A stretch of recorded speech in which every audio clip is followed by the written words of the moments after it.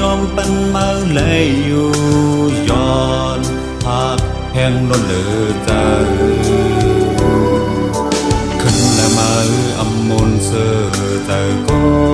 เอาใจเฮาเห็นเลยอยู่เกมหักอ่อนสู้โจเขาผมพบในที่คนนั่งเห็นน้ำหูจะเข้าก็อำเป็นทางก็เพราะว่าเฮาเปิดเป็นสู่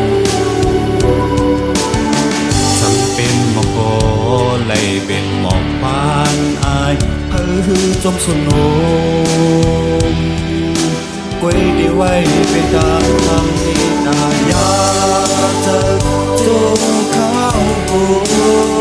ยหมอกกุมในย้อนลมแลเป็นหันสังก็ในเยาก็ขึ้นหมายเสียยาลูแล้วก็ไหลยอดนั้นย้อนเป็นบอกกุมเอาสู้เป็นลมฟ้าเห็นนักดังเธอมาเคยเปลี่ยนลู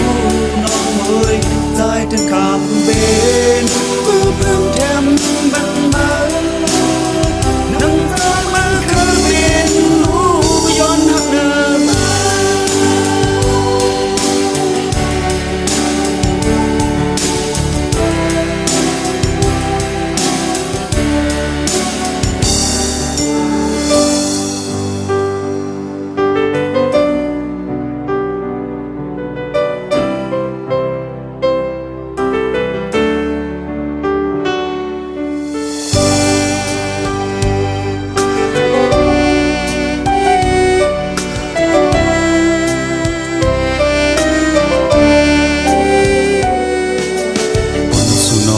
เสือแต่นั้น